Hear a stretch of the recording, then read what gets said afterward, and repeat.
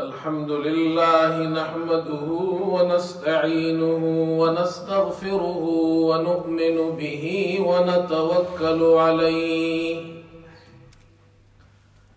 ونعوذ بالله من شرور أنفسنا ومن سيئات أعمالنا من يهده الله فلا مضل له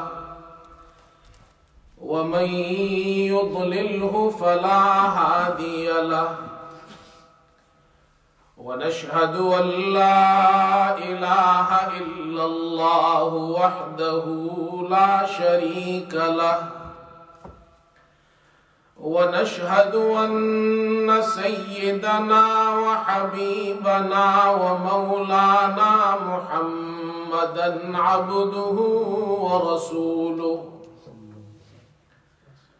صلى الله تعالى على خير خلقه محمد وآله وأصحابه أجمعين أما بعد فأعوذ بالله من الشيطان الرجيم بسم الله الرحمن الرحيم واتبعوا ما تتلو الشياطين على ملك سليمان وما كفر سليمان ولكن الشياطين كفروا يعلمون الناس السحر وما أنزل على الملكين ببابل هاروت وماروت وما يعلمان من أحد حتى يقولا إنما نحن فتنة فلا تكفر فيتعلمون منهما ما يفرقون به بين المرء وزوجه وما هم بضارين به من أحد إلا بإذن الله ويتعلمون ما يضرهم ولا ينفعهم ولقد علموا لمن اشتراه ما له في الآخرة من خلاق ولبئس ما شروا به أنفسهم لو كانوا يعلمون صدق الله مولانا العظيم بزرگان محترم اور برادران عزیز، قرآن کریم کی سورہ بقرہ کی ایک آیت کریمہ آپ کے سامنے تلاوت کی گئی ہے۔ یہ آیت نمبر 102 ہے، اور سورہ بقرہ یہ قرآن کریم کی سب سے بڑی سورت ہے جو تقریباً 2.5 سپاروں پر مشتمل ہے۔ قرآن کریم کی پہلی سورت سورہ فاتحہ، اس کے بعد دوسری سورت سورہ بقرہ ہے جو قرآن میں ترتیب ہے، اور یہ دوسری سورت سب سے بڑی سورت ہے۔ اس سورت میں زیادہ تر خطاب یہود کے ساتھ ہے۔ رسول کریم صلی اللہ علیہ وسلم جب مکہ سے مدینہ تشریف لائے اور آپ نے ہجرت فرمائی تو وہاں مدینے میں یہود آباد تھے، اور یہ آپ صلی اللہ علیہ وسلم کی آمد سے بہت پہلے مدینے میں آ کر آباد ہو گئے تھے۔ انہیں یہ معلوم تھا، ان کی کتابوں میں یہ لکھا تھا کہ آخری نبی محمد صلی اللہ علیہ وسلم یہاں تشریف لائیں گے، تو وہ یہاں آ کر آباد ہو گئے۔ جب آپ صلی اللہ علیہ وسلم تشریف لائے اور انہوں نے وہ تمام نشانیاں آپ میں دیکھ لی کہ آپ واقعی اللہ کے آخری نبی ہیں، لیکن ایمان نہیں لائے حسد کی وجہ سے کہ آپ بنی اسماعیل میں سے ہیں، بنی اسرائیل میں سے نہیں ہیں۔ اللہ تعالیٰ نے سورہ بقرہ میں اس کا ذکر فرمایا، اور جو آیت میں نے تلاوت کی ہے آیت نمبر 102، اس سے پہلی جو آیت ہے آیت نمبر 101 میں اللہ تعالیٰ نے یہ ارشاد فرمایا وَلَمَّا جَاءَهُمْ رَسُولٌ مِّنْ عِنْدِ اللَّهِ، جب ان کے پاس اللہ کے رسول، عظیم رسول محمد صلی اللہ علیہ وسلم تشریف لے آئے، مُصَدِّقٌ لِمَا مَعَهُمْ، جو کتاب ان کے پاس ہے اس کی تصدیق کرنے والے ہیں، نَبَذَ فَرِيقٌ مِّنَ الَّذِينَ أُوتُوا الْكِتَابَ کتاب اللہ وراء ظہورہم، انہوں نے اللہ کی کتاب کو پس پش ڈال دیا، گویا کہ وہ جانتے ہی نہیں ہیں، کأنہم لا یعلمون، کتاب اللہ کو چھوڑ کر وہ جادو کے پیچھے پڑ گئے۔ یہود لوگ جادو بہت کیا کرتے ہیں، اور اس دور میں بھی کیا کرتے تھے۔ جب آپ صلی اللہ علیہ وسلم مدینے میں آئے تو مدینے کے یہود جادو کرتے تھے، اور انہیں اللہ کی کتاب کو چھوڑ کر جادو اختیار کیا۔ تو اللہ نے اس آیت میں تفصیل کے ساتھ جادو کا ذکر کیا ہے کہ یہ جادو کرتے ہیں، جادو سیکھتے ہیں، جادو کرتے ہیں، تو تفصیل کے ساتھ جادو کے مباحث ذکر کیے ہیں۔ جادو کیسے ہوتا ہے اور جادو کا چرچا کس نے عام کیا، جادوگر کس کی مدد حاصل کرتے ہیں، پھر جادو کرنے سے نقصان کیا ہوتا ہے، اس کا اثر کیا ہوتا ہے، یہ مباحث اللہ نے اس آیت میں ذکر کی ہے۔ فرمایا وَاتَّبَعُوا مَا تَتْلُو الشَّيَاطِينُ عَلَى مُلْكِ سُلَيْمَانَ، اللہ کی کتاب کو تو انہوں نے پس پش ڈال دیا، اور جو شیاطین جس چیز کا چرچا کرتے تھے حضرت سلیمان کی حکومت میں، اس جادو کے پیچھے پڑ گئے، اس جادو کو اختیار کیا انہوں نے۔ رسول کریم صلی اللہ علیہ وسلم نے انہیں یہ بتایا، حضرت سلیمان علیہ السلام اللہ کے نبی تھے، جس پر ان یہودیوں نے کہا، وہ جادو بھی کرتے تھے یہودی، اور ان کا عقیدہ یہ تھا کہ حضرت سلیمان علیہ السلام اللہ کے نبی نہیں ہیں بلکہ وہ ان کو جادوگر سمجھتے تھے۔ اللہ تعالیٰ نے اس کی نفی کی کہ نبی جادوگر نہیں ہو سکتا۔ وَمَا كَفَرَ سُلَيْمَانَ وَلَكِنَّ الشَّيَاطِينَ كَفَرُوا يُعَلِّمُونَ النَّاسَ السِّحْرَ، حضرت سلیمان علیہ السلام نے کفر نہیں کیا، جادو کو اللہ نے کفر کہا ہے، لیکن یہ شیاطین کفر کرتے تھے، لوگوں کو جادو سکھاتے تھے۔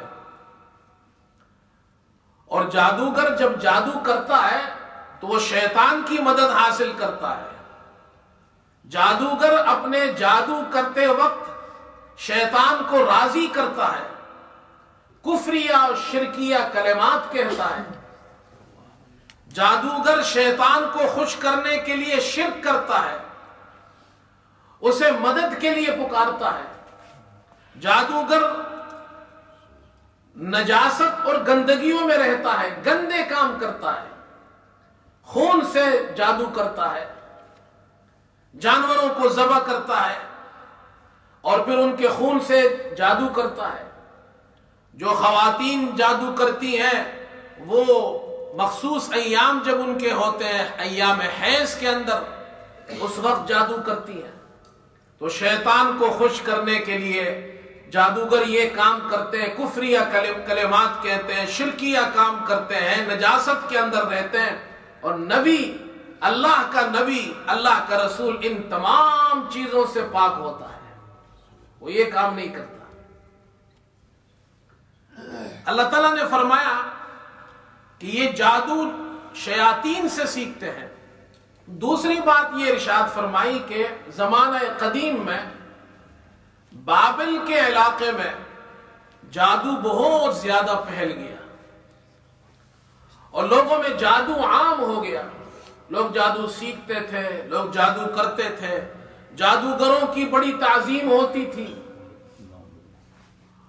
اور لوگوں نے یہ فرق کرنا چھوڑ دیا کہ معجزے میں اور جادو میں فرق ہوتا ہے۔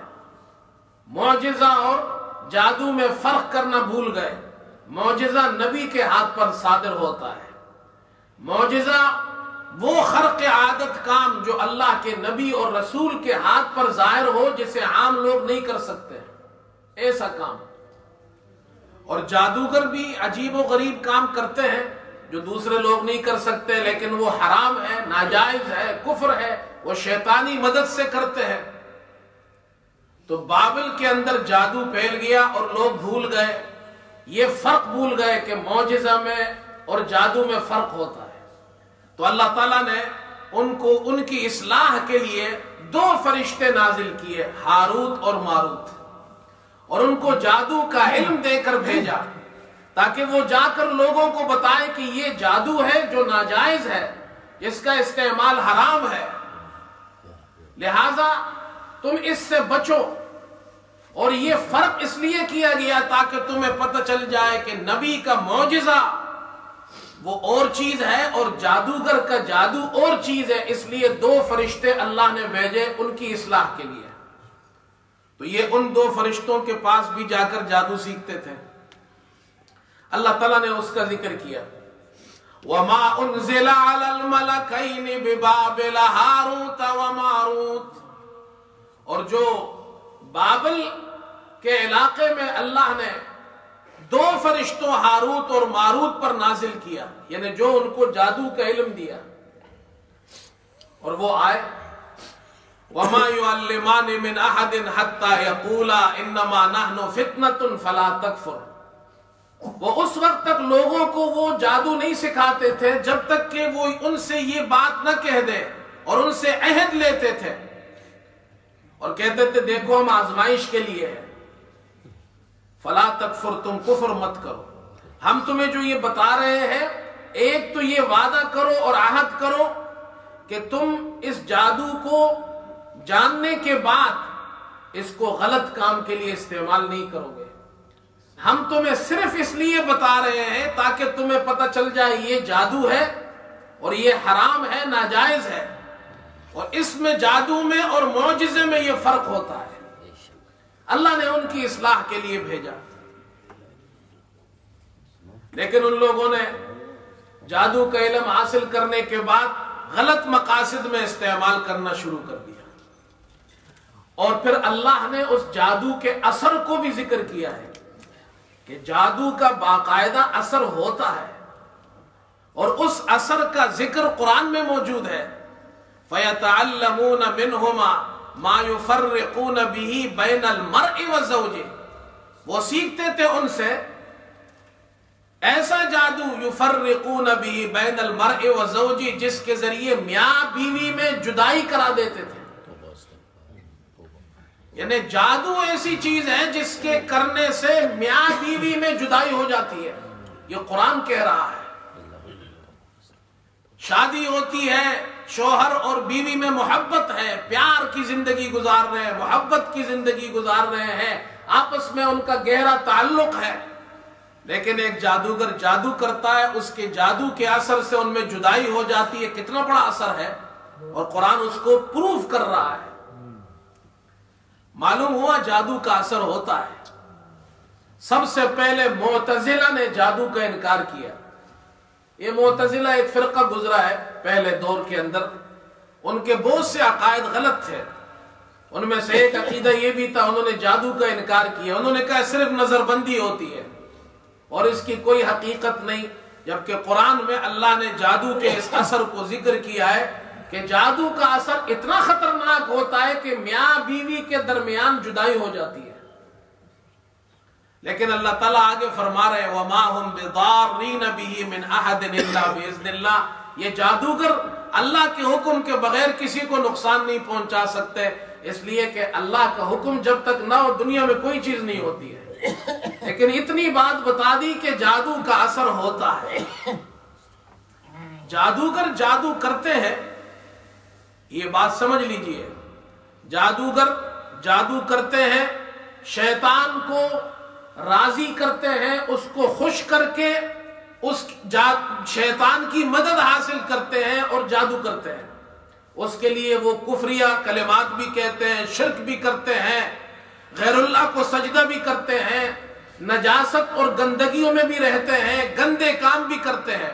اس لیے اسلام میں جادو کرنا یا جادو کروانا دونوں حرام ہے۔ جادو کرنا بھی جائز نہیں ہے، جادو کروانا بھی جائز نہیں ہے، دونوں حرام ہے، اسلام اس کی اجازت نہیں دیتا۔ یہ تفصیل اللہ تعالیٰ نے قرآن پاک میں ذکر کی ہے اور یہ بتا دیا ہے کہ جادو ایک حقیقت ہے، اس کا انکار نہیں کیا جا سکتا۔ اسلام میں حرام اور ناجائز ہے، جادو کا اثر موجود ہے، جادوگر جادو کرتا ہے، اس سے انسان کو تکلیف ہوتی ہے، نقصان پہنچتا ہے، یہاں تک کہ جادو کا اثر اللہ کے نبی جناب محمد الرسول اللہ صلی اللہ علیہ وسلم پر بھی ہوا۔ ایک یہودی نے آپ پر جادو کیا تھا جس کا اثر آپ پر ہوا۔ چنانچہ بخاری شریف میں اور حدیث کی بہت سی کتابوں میں یہ روایت موجود ہے۔ حضرت عائشہ رضی اللہ تعالی عنہ، زید بن ارقم، عبداللہ ابن عباس، ان تین صحابہ سے یہ روایت موجود ہے۔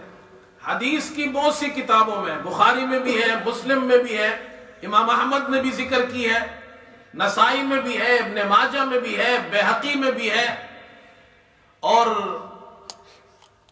دیگر احادیث کی کتابوں میں بھی ہے۔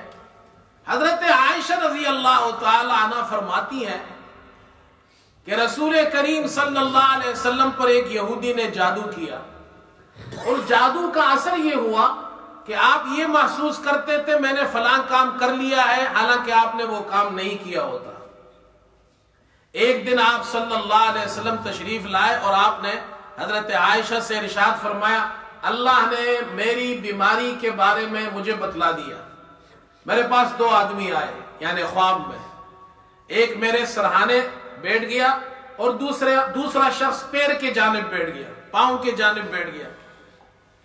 تو جو سر کی طرف بیٹھا ہوا تھا اس نے پوچھا کہ ان کو کیا ہوا ہے؟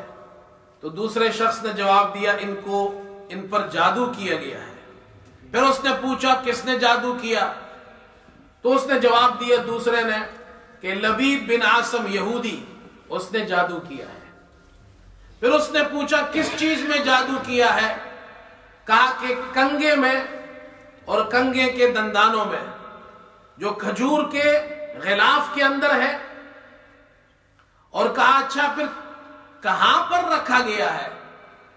تو اس نے جواب دیا کہ اس کنگے اور دندانوں میں جو جادو کیا گیا ہے وہ کھجور کے غلاف میں ڈال کر، ایک کنواں ہے بیر زروان، اس کنویں کے اندر ایک پتھر کے نیچے رکھا گیا ہے۔ اس چیز میں جادو کیا گیا ہے اور اس کو وہاں رکھا گیا ہے۔ آپ صلی اللہ علیہ وسلم کو اللہ تعالیٰ نے وحی کے ذریعے بتا دیا، اس لیے کہ نبی کا خواب سچ ہوتا ہے، اللہ کی طرف سے ہوتا ہے۔ آپ کو علم ہو گیا، اللہ نے بتا دیا فلاں شخص نے جادو کیا ہے، فلاں چیز میں کیا ہے، اور کنگے میں کیا ہے، اس کے دندانوں میں کیا ہے، کھجور کے غلاف میں رکھا ہے اور کنویں کے اندر رکھ دیا ہے۔ آپ صلی اللہ علیہ وسلم وہاں تشریف لے گئے، وہاں سے آپ نے وہ چیزیں نکالی اور اللہ تعالیٰ نے وہ جادو ختم کر دیا۔ بعض روایات میں آتا ہے کہ اللہ تعالیٰ نے یہ دو سورتیں، سورہ فلق اور سورہ ناس نازل فرمائی، اور وہ جو لبید بن عاصم نے جادو کیا تھا کنگے میں، اس نے 11 گرہیں باندھی تھی، ہر گرہ میں ایک سوئی لگائی تھی۔ آپ صلی اللہ علیہ وسلم سورہ فلق اور سورہ ناس میں سے ایک ایک آیت پڑھتے جاتے، ایک ایک گرہ کھولتے جاتے، اللہ نے وہ جادو کا اثر ختم کر دیا۔ امی عائشہ فرماتی ہے میں نے اللہ کے رسول صلی اللہ علیہ وسلم سے عرض کی کہ جب آپ کو معلوم ہو گیا کہ فلاں شخص نے جادو کیا ہے تو آپ بتاتے کیوں نہیں ہیں؟ آپ نے فرمایا میں نہیں چاہتا میری وجہ سے اس کو تکلیف ہو، اس لیے کہ اگر میں نے کسی کو بتا دیا وہ اللہ کے نبی ہے، آپ صحابہ آپ سے محبت کرتے ہیں، اگر ان کو پتا چل گیا کہ فلاں شخص نے جادو کیا ہے تو پھر وہ اس کو تکلیف پہنچائیں گے، اس لیے اس موقع پر آپ نے یہ بات ظاہر نہیں فرمائی۔ اس سے معلوم ہوا اللہ کے رسول صلی اللہ علیہ وسلم پر جادو کا اثر ہوا ہے۔ لیکن یہاں ایک بات میں عرض کرنا چاہتا ہوں کہ منکرین حدیث، جو لوگ حدیث کو نہیں مانتے، منکرین حدیث ان کو کہا جاتا ہے جو حدیث کو نہیں مانتے. اور آج کل کے متجددین وہ اس کا انکار کرتے ہیں کہ آپ صلی اللہ علیہ وسلم پر جادو ہوا ہے، حالانکہ صحیح بخاری میں یہ حدیث موجود ہے. بعض لوگ کہتے ہیں کہ ہشام بن عروہ جو حضرت عائشہ کی روایت نقل کر رہے ہیں وہ ضعیف راوی ہے. پہلی بات تو یہ کہ وہ ضعیف نہیں ہے، محدثین کے یہاں ثقہ راوی ہے. لیکن صرف ان سے یہ روایت نہیں، حدیث کی دیگر کتابوں میں بھی ہے. امام احمد نے بھی ذکر کیا ہے، زید بن ارقم نے بھی ذکر کیا، یہ روایت ان سے بھی منقول ہے، ہشام بن عروہ کے علاوہ منقول ہے. جیسے میں نے عرض کیا حدیث کی دیگر کتابوں میں بھی یہ روایت ہے. منکرین حدیث تو حدیث کو نہیں مانتے، تو صحیح بخاری کو بھی نہیں مانتے. تو وہ دو اعتراض کرتے ہیں. یہ جو متجددین ہے، منکرین حدیث ہے، یہ دو اعتراض کرتے ہیں. پہلا اعتراض یہ کرتے ہیں کہ ہم یہ نہیں مانتے کہ آپ صلی اللہ علیہ وسلم پر جادو ہوا،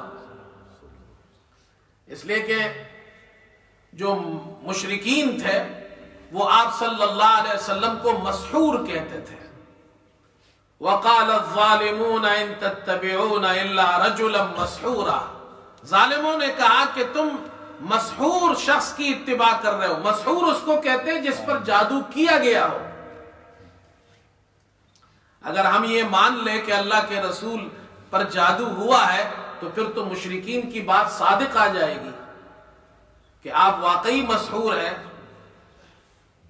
قرآن تو نفی کر رہا ہے، تو پھر تو مشرکین کی بات ثابت ہو جائے گی کہ آپ واقعی مسحور ہیں. تو ایک اعتراض یہ کرتے ہیں. دوسرا اعتراض یہ کرتے ہیں کہ ہم اس لیے نہیں مانتے کہ آپ پر جادو ہوا ہے، اس لیے کہ حدیث میں ہے کہ آپ صلی اللہ علیہ وسلم محسوس فرماتے تھے کہ آپ نے ایک کام کیا ہے، آپ نے نہیں کیا تو آپ بھول جاتے تھے. تو پھر تو یہ ماننا پڑے گا کہ ہو سکتا ہے جبریل امین آئے ہو اور آپ بھول گئے ہو، اللہ کی وحی آئی ہو اور آپ بھول گئے ہو، قرآن شریف جو نازل ہوا وہ بھول گئے ہو، آپ تبلیغ اور دعوت شریعت کے احکام آپ بھول گئے ہو، اس لیے ہم نہیں مانتے. یہ دو اعتراض کرتے ہیں منکرین حدیث اور یہ متجددین جو آج کل کے زمانے میں ہے. وہ کہتے ہیں کہ صحیح بخاری کی بھی حدیث ہے لیکن ہم نہیں مانتے. تو اس کا جواب سنیے. اور پہلی بات یہ سمجھ لیجئے، اللہ کے نبی صلی اللہ علیہ وسلم کی دو حیثیتیں ہیں. ایک حیثیت یہ ہے کہ آپ انسان ہیں، دوسری حیثیت یہ آپ اللہ کے نبی اور رسول ہیں، آپ پر وحی اترتی ہے. قل انما انا بشر مثلکم یوحا الیہ. یہ دونوں شانیں اللہ نے بیان کی ہے. میں جسمانی طور پر انسان ہوں، بشر ہوں، لیکن یوحا الیہ شان ان کی اتنی بڑی ہے کہ ان پر اللہ کی وحی اترتی، کوئی انسان ان کا مقابلہ نہیں کر سکتا ہے. جادو کا اثر نبی کے جسم پر ہو سکتا ہے، نبی کی روحانیت پر نہیں ہوتا، نبی کی نبوت پر نہیں ہوتا، نبی کی تعلیمات پر نہیں ہوتا، جسم پر ہوتا ہے. اب جواب سنیے. مشرکین نے جو کہا کہ آپ مسحور ہیں، آپ پر جادو ہو گیا ہے، تو ان کا عقیدہ یہ تھا، وہ آپ کو مسحور اس لیے کہتے تھے، وہ اس لیے کہتے تھے آپ پر جادو ہو گیا ہے، وہ یہ کہتے تھے آپ جو نبوت کا دعویٰ کر رہے ہیں، آپ جو معجزات دکھا رہے ہیں، آپ جو کہتے ہیں مجھ پر وحی اترتی ہے، جو تعلیمات آپ دکھا رہے ہیں، سکھا رہے ہیں، یہ سب جادو کے اثرات سے ہیں. وہ آپ کی نبوت کو، آپ کے معجزات کو، آپ پر جو قرآن اترا ہے، ان سب کو جادو کا اثر کہتے تھے. اور صحیح بخاری میں جو حدیث ہے کہ آپ صلی اللہ علیہ وسلم پر جادو کا اثر ہوا جس کی وجہ سے آپ بھول جاتے تھے، یہ جسمانی اثر تھا، آپ کی روحانیت پر، نبوت پر اثر نہیں ہوا. جس وقت آپ پر جادو ہوا اس وقت بھی آپ اللہ کے نبی تھے، اور اس وقت آپ کوئی چیز بھولتے نہیں تھے. وہی بھی آپ کو یاد ہے، احکام شریعت بھی آپ کو یاد ہے، تبلیغ بھی آپ کو یاد ہے، یہ آپ نہیں بھولتے. تو ان کا اعتراض وہ روحانیت پر تھا، اس وجہ سے آپ کو مسحور کہتے ہیں. اور بخاری شریف میں جو کہا گیا ہے کہ آپ پر جادو کا اثر ہوا ہے، اس سے مراد آپ کے جسم پر جادو کا اثر ہوا ہے. دو الگ الگ باتیں ہیں. اب اس کو ایک اور مثال سے سمجھیے. حضرت موسیٰ علیہ السلام اللہ کے نبی اور رسول ہے، جلیل القدر پیغمبر ہے، کلیم اللہ ہے. 9 معجزات کا ذکر اللہ نے کیا ہے قرآن میں ان کا. فرمایا وَلَقَدْ آتَيْنَا مُوسَىٰ 9 آيَاتٍ بَيِّنَاتٍ فَاسْأَلْ بَنِي إِسْرَائِيلَ إِذْ جَاءَهُمْ فَقَالَ لَهُ فِرْعَوْنُ إِنِّي لَأَظُنُّكَ يَا مُوسَىٰ مَسْحُورًا. وہ 9 معجزات لے کر آئے، اللہ نے ان کو دی تھی. تو فرعون نے کہا وہ 9 معجزات دیکھنے کے بعد، وہ 9 معجزات کیا تھی؟ عصا، وہ آپ کا عصا جو تھا وہ ازدہے میں بدل جاتا تھا. ید بیضا، ہاتھ گریبان میں ڈالتے تھے وہ چمکتا تھا. زبان کی لکنت اللہ نے دور کر دی. بنی اسرائیل کے لیے اللہ نے دریا پہاڑ کر اس میں سے راستہ بنا دیا. اسی طرح فرعون پر جو عذابات آئے ہیں، ایک عذاب آیا طوفان کا، ایک عذاب آیا مینڈکوں کا، ہر چیز میں مینڈک آنے لگی. بنی اسرائیلی محفوظ رہتے تھے اور ان پر آتا تھا فرعونیوں پر. خون کا عذاب پھر آیا، ہر چیز میں خون. جوؤں کا عذاب آیا، ہر چیز میں جواں. یہ 9 معجزات تھے. 9 معجزات کو دیکھنے کے بعد فرعون نے کہا انی لاظنک یا موسیٰ مسحورا، میں تو آپ کو مسحور سمجھتا ہوں. یہ جادو کے اثرات ہیں، یہ کوئی معجزہ نہیں ہے. فرعون نے نبی کو مسحور کہا، جادو ہوا ان پر. اب اسی قرآن میں اللہ پاک ذکر فرما رہے ہیں جب حضرت موسیٰ علیہ السلام کا جادوگروں سے مقابلہ ہوا. جادوگروں نے کہا آپ ڈالتے ہیں یا ہم ڈالیں؟ آپ نے فرمایا تم ڈالو. انہوں نے رسیاں ڈالی اور لاٹیاں ڈالی. فَإِذَا حِبَالُهُمْ وَعِصِيُّهُمْ يُخَيَّلُ إِلَيْهِ مِنْ سِحْرِهِمْ أَنَّهَا تَسْعَىٰ. تو ان کے سحر کی وجہ سے موسیٰ علیہ السلام کو وہ لاٹیاں اور وہ رسیاں دوڑتی ہوئی نظر آنے لگی. اثر ہوا موسیٰ علیہ السلام پر اس جادو کا. اللہ نے اس جادو کے اثر کو ذکر کیا ہے کہ ایک نبی پر جادوگروں کے اس جادو کا اثر ہوا، لیکن صرف جسم پر. فَأَوْجَسَ فِي نَفْسِهِ خِيفَةً موسیٰ، حضرت موسیٰ دل میں انہوں نے ڈر محسوس کیا، وہ ڈرنے لگے. خیفتن اللہ نے ذکر کیا ہے، ان کو خوف ہوا. اب جادو کا اثر اللہ ذکر فرما رہے ہیں اور حضرت موسیٰ پر جادو کا جو اثر ہوا اس کی وجہ سے جو خوف پیدا ہوا وہ بھی ذکر فرمایا. لیکن آپ کی روحانیت پر اثر نہیں ہوا، آپ کی نبوت پر اثر نہیں ہوا. فرعون جو آپ کو مسحور کہہ رہا ہے وہ آپ کے معجزات کو کہہ رہا ہے کہ یہ اس سحر کا اثر ہے کہ آپ پر جادو ہوا، یہ اس کا اثر ہے. مسحور اس لیے کہہ رہا ہے وہ. اور اللہ تعالیٰ جو فرما رہے ہیں وہ یہ کہ آپ کے جسم پر جادو کا اثر ہوا ہے، روحانیت پر نہیں ہوا. 2 الگ الگ باتیں ہیں. رسول کریم صلی اللہ علیہ وسلم کے جسم پر جادو کا اثر ہوا، آپ کی روحانیت اور نبوت پر نہیں ہوا. یہ ہو سکتا ہے اس لیے کہ نبی کو بخار بھی آتا ہے، نبی کو سر میں درد بھی ہوتا ہے، نبی بیمار بھی ہوتے ہیں. آپ صلی اللہ علیہ وسلم احد میں زخمی بھی ہوئے، آپ کے دندان مبارک بھی شہید ہوئے. یہ ساری چیزیں بشری تقاضے ہیں. تو جس طرح جسم کو دیگر یہ چیزیں لاحق ہو سکتی ہے تو آپ صلی اللہ علیہ وسلم کو جسمانی طور پر جادو کا اثر ہوا، روحانی طور پر نہیں ہوا. جہاں تک دوسرے سوال کا تعلق ہے، دوسرے اعتراض کا تعلق ہے کہ پھر یہ ماننا پڑے گا کہ اگر نبی پر جادو ہوا اور وہ بھول گئے تو وہ تو قرآن بھی بھول جائیں گے، وحی بھی بھول جائیں گے، نعوذ باللہ جبریل آئے وہ بھی بھول جائیں گے.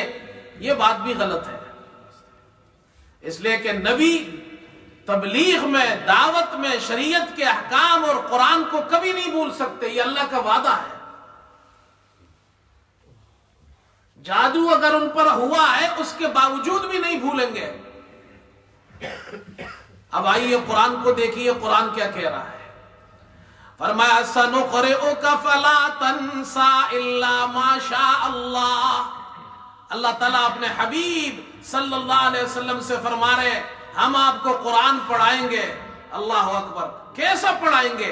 سَنُقْرِئُكَ فَلَا تَنْسَى، ہم آپ کو قرآن پڑھائیں گے، آپ نہیں بھولیں گے۔ اللہ گارنٹی دے رہے ہیں آپ نہیں بھولیں گے۔ نبی کی روحانیت پر جادو کا اثر نہیں ہوتا، آپ نہیں بھولیں گے قرآن۔ اور دوسری طرف یہ بھی دیکھیے، قرآن پاک میں اللہ تعالیٰ نے چند انبیاء کا ذکر کیا ہے جو جن سے بھول ہوئی، اور جادو کے بغیر قرآن نے بھول کی نسبت نبی کی طرف کی ہے۔ نبی جادو نبی ہو تب بھی قرآن نے نسبت کی ہے۔ مثال کے طور پر آدم علیہ السلام کے بارے میں اللہ فرماتے ہیں وَلَقَدْ عَهِدْنَا إِلَىٰ آدَمَ مِنْ قَبْلُ فَنَسِيَ۔ آدم علیہ السلام بھول گئے، تو جنت میں کس نے جادو کیا تھا ان پر؟ کوئی جادوگر تھا؟ ابھی تو کوئی انسان پیدا ہی نہیں ہوا تھا، تو جنت میں کون سا جادو ہوا تھا؟ حضرت آدم پر بغیر جادو کے بھول گئے۔ دنیاوی چیزوں کے اندر نبی بھول سکتا ہے، لیکن شریعت کے احکام اور اللہ کی وحی اور قرآن، تبلیغ اور دعوت، یہ نبی نہیں بھول سکتا، اس میں نسیان نہیں ہو سکتا۔ دوسری آیت سنیے، موسیٰ علیہ السلام اور یوشع بن نون حضرت خضر سے ملاقات کے لیے جا رہے ہیں۔ حضرت موسیٰ نے کہا کہ بھائی وہ ناشتہ لے آؤ، بھوک لگی ہے، تھکاوٹ ہوئی ہے، سفر لمبا کیا ہم نے۔ حضرت یوشع نے جواب دیا قال ارأيت اذا اوينا الى الصخرة فاني نسيت الحوت۔ وہ جو پیچھے ہم ایک چٹان کے پاس ٹھہرے تھے، وہاں میں مچھلی بھول گیا۔ مچھلی تو بھول سکتے ہیں لیکن نبی وہی نہیں بھول سکتا ہے۔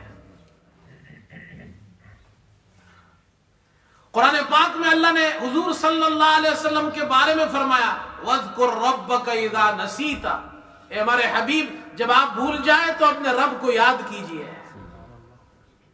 نبی کبھی بھی، جیسے میں نے شروع میں کہا سَنُقْرِئُكَ فَلَا تَنْسَى، نبی قرآن نہیں بھول سکتا۔ ہاں دوسری چیزیں اللہ نے قرآن میں خود ظاہر کی ہے، جادو کے بغیر بھی نبی بہت سی چیزوں کو بھول سکتا ہے، دنیاوی چیزیں۔ علماء نے ایک عجیب نکتہ بیان کیا ہے۔ اللہ نے فرمایا اے ہمارے پیغمبر جب آپ بھول جائے تو رب کو یاد کیجئے، وَاذْكُرْ رَبَّكَ إِذَا نَسِيتَ۔ اس میں بھی ہمارے لیے اسوہ حسنہ ہے، انسانوں کے لیے تعلیم ہے۔ بھولنے کے اندر بھی بہترین نمونہ ہے آپ۔ اے انسانوں، اے ہمارے حبیب کی پیاری امت کے مسلمانوں، جب تم بھی بھول جاؤ تو اپنے نبی کی طرح اپنے رب کو یاد کرو۔ تو یہ بات بالکل غلط ہے کہ نبی جادو کی وجہ سے قرآن کو، وحی کو بھول جائیں گے۔ نبی پر جادو ہوا، حضور صلی اللہ علیہ وسلم کے جسم پر اثر ہوا، جیسے سر درد کا اثر ہوتا ہے، بخار کا اثر ہوتا ہے، پھر اللہ تعالیٰ نے اس کا علاج بھی بتا دیا۔ اور آپ صلی اللہ علیہ وسلم پر یہ دو سورتیں نازل ہوئی، سورہ فلق اور ناس، اور آپ ایک ایک آیت پڑھتے جاتے، گرہ کھولتے جاتے، اللہ نے جادو ختم کر دیا ہے۔ کچھ لوگ یہ کہتے ہیں کہ سورہ فلق اور سورہ ناس تو مکی سورت ہے، تو جادو تو مدینے میں ہوا تھا۔ اعتراض کرنے والے چھوڑتے تو ہے نہیں، ان کو تو اعتراض کرنا ہے، لیکن آدھی بات بتاتے ہیں آدھی نہیں۔ حضرت ابن عباس سے روایت ہے کہ یہ مکی صورت ہے، وہی حضرت ابن عباس سے ایک روایت یہ دونوں مدنی صورت ہے۔ عبداللہ ابن زبیر یہ وہ بھی فرماتے ہیں یہ مدنی صورت ہے۔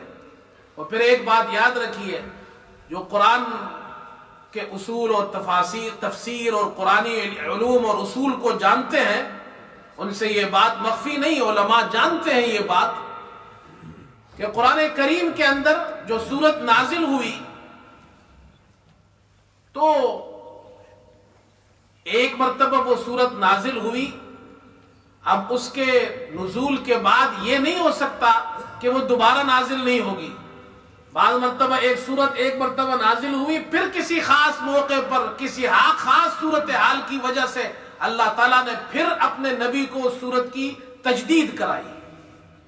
یہ بھی ہو سکتا ہے، ایسا ہوتا ہے۔ تو جب یہ موقع آیا تو اللہ نے آپ کو اس وقت پھر یہ ارشاد فرمایا کہ اب آپ یہ سورتیں پڑھیے۔ لہذا جادو کا یہ علاج، قل اعوذ برب الفلق قل اعوذ برب الناس۔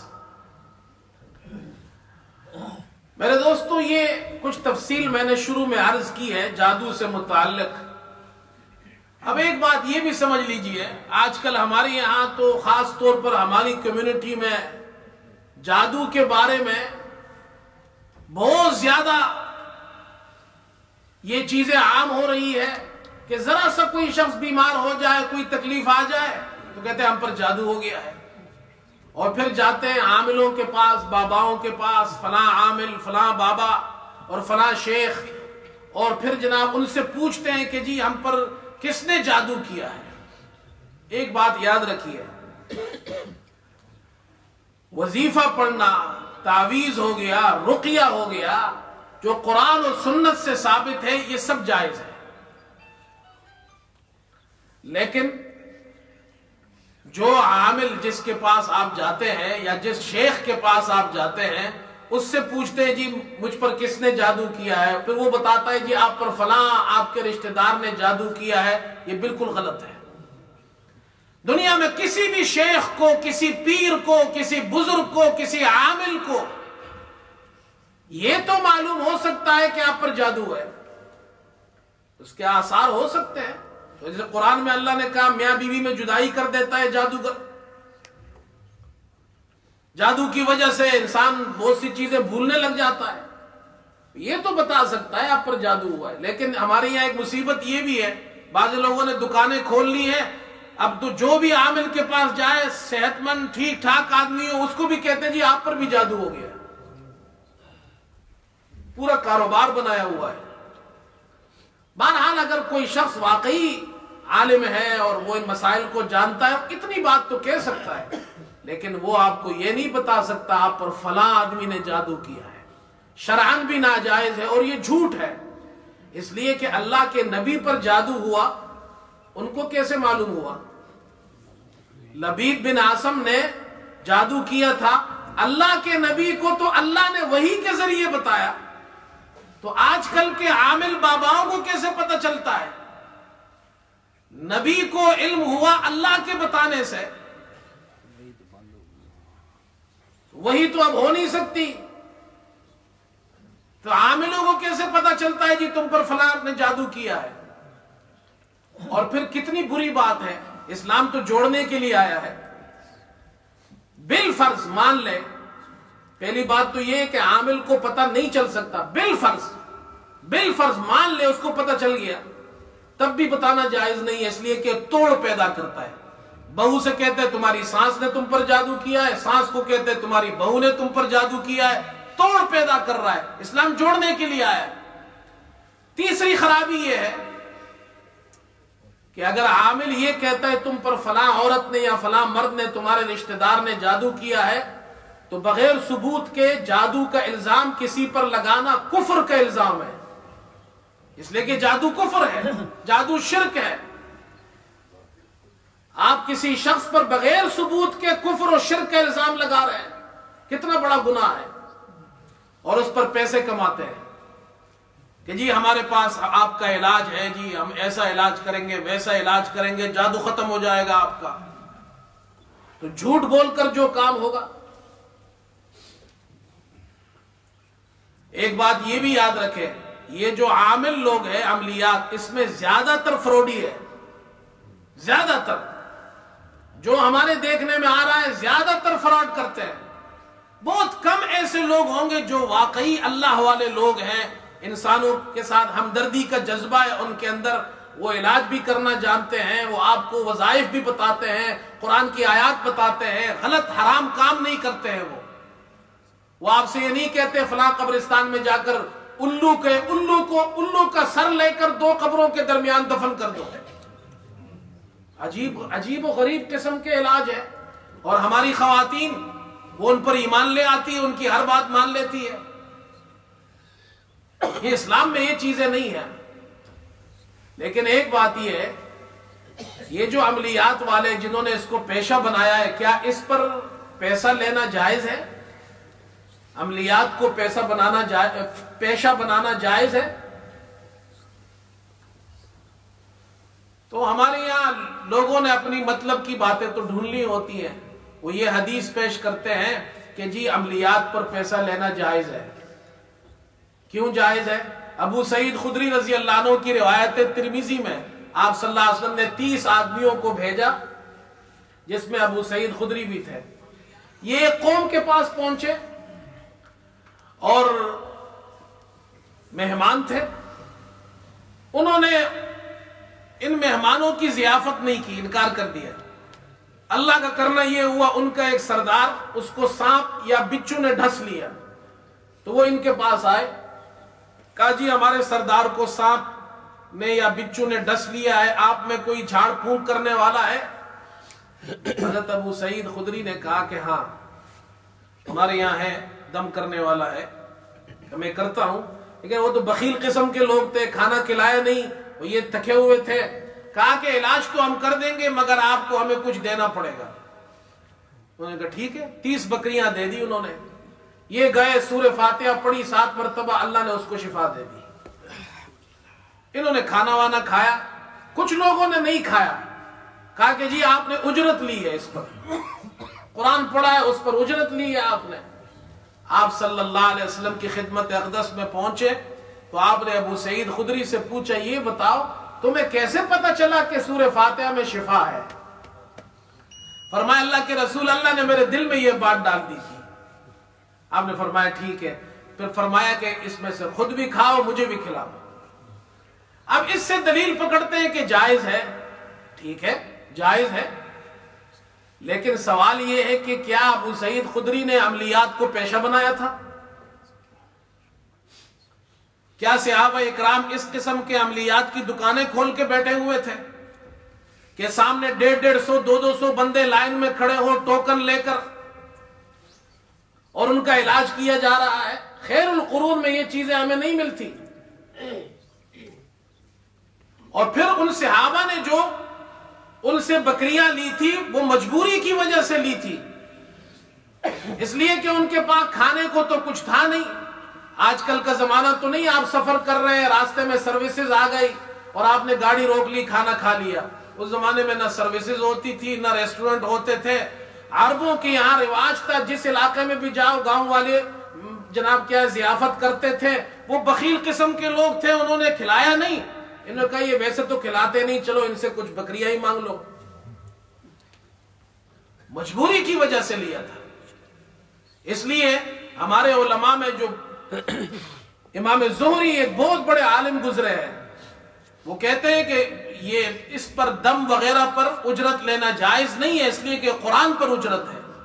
اگرچہ بعض علماء نے اس کی اجازت دی ہے، لیکن ہمارے مشائخ، ہمارے علماء اور ہمارے اساتذہ ہمیں یہی سکھاتے تھے کہ عملیات وہ عمل جو قرآن میں ہے یا حدیث میں ہے وہ جائز ہے، ان کو آپ کر سکتے ہیں، ایسی دعائیں لوگوں کو بتائیں، لیکن اس کو پیشہ بنانا صحیح نہیں ہے، اس کی دکانیں کھولنا ٹھیک نہیں ہے۔ اور پھر جائز کا یہ معنی تو نہیں ہے کوئی ایک آدمی، یہاں تو ایسے عامل بھی ہے جو مائک کے سامنے کھڑے ہو کر ادھر لوگوں نے سر پر، کسی نے پاؤں پر، کسی نے پیٹ پر ہاتھ رکھا ہوتا ہے، صاحب پھو پھو کر رہے ہیں۔ یہ کون سا علاج ہے؟ اور اس پر جناب کیا ہے پتہ نہیں، اللہ جانتا ہے کتنے پیسے لیتے ہیں۔ علاج کرنا ہے تو ٹھیک کرے، جو قرآن میں آیتیں ہیں، جو احادیث میں دعائیں ہیں وہ بتائے، اور پھر اس کے بعد اگر واقعی آپ مجبور ہے کچھ لینا ہے تو مناسب لیجئے نا، یہ تو نہیں ہزاروں پاؤنڈ آپ لیتے ہیں۔ ہمارے یہاں ایک مرتبہ میں کراچی گیا تو وہاں ہمارے ایک دوست بتانے لگے جی اب تو عملیات والے اتنے ماہر ہو گئے ہیں کہ لوگ ان کے پاس جاتے ہیں تعویذ لینے کے لیے تو وہ پوچھتے ہیں جی کون سا تعویذ چاہیے۔ ہمارے یہاں 3 قسم کے ABC، انہوں نے کہا جی ABC کون سا ہے؟ کہ یہ C نمبر ہے، یہ وہ تعویذ ہے جس کے آپ کو فائدہ 2-3 مہینے میں ہوگا۔ B نمبر وہ ہے جس کا فائدہ آپ کو 1 مہینے میں ہوگا، اور A نمبر وہ ہے جس کا فائدہ آپ کو 1-2 دن میں ہو جائے گا۔ اچھا تو C نمبر والا، کہتے C نمبر والا تعویذ 10,000 کا ہے، 20 نمبر والا 20,000 کا، A نمبر والا 50,000 کا۔ یہ کون سی چیز ہے؟ کیا اسلام میں یہ چیزیں جائز ہیں؟ نہیں۔ اور میں آپ سے آخر میں یہ بات عرض کرتا ہوں، آپ اپنی عادت بنا لیں، صبح فجر کے بعد اور شام کو عصر کے بعد آخری 3 سورتیں قل هو اللہ احد، قل اعوذ برب الفلق، قل اعوذ برب الناس، 3 مرتبہ پڑھے، 3 مرتبہ، اور پھونک کر اپنے جسم پر ہاتھ پھیر دے۔ رات کو سونے سے پہلے بھی پڑھے، انشاءاللہ آپ پر کسی جادو کا اثر نہیں ہوگا۔ گھر میں بچوں کو بھی سکھا دے، خواتین کو بھی سکھا دے، گھروں میں نماز پڑھے، قرآن شریف پڑھے، انشاءاللہ آپ پر کسی قسم کے جادو کا اثر نہیں ہوگا۔ اللہ تعالیٰ ہم سب کو عمل کی توفیق عطا فرمائے۔ وآخر دعوانا ان الحمدللہ رب العالمین۔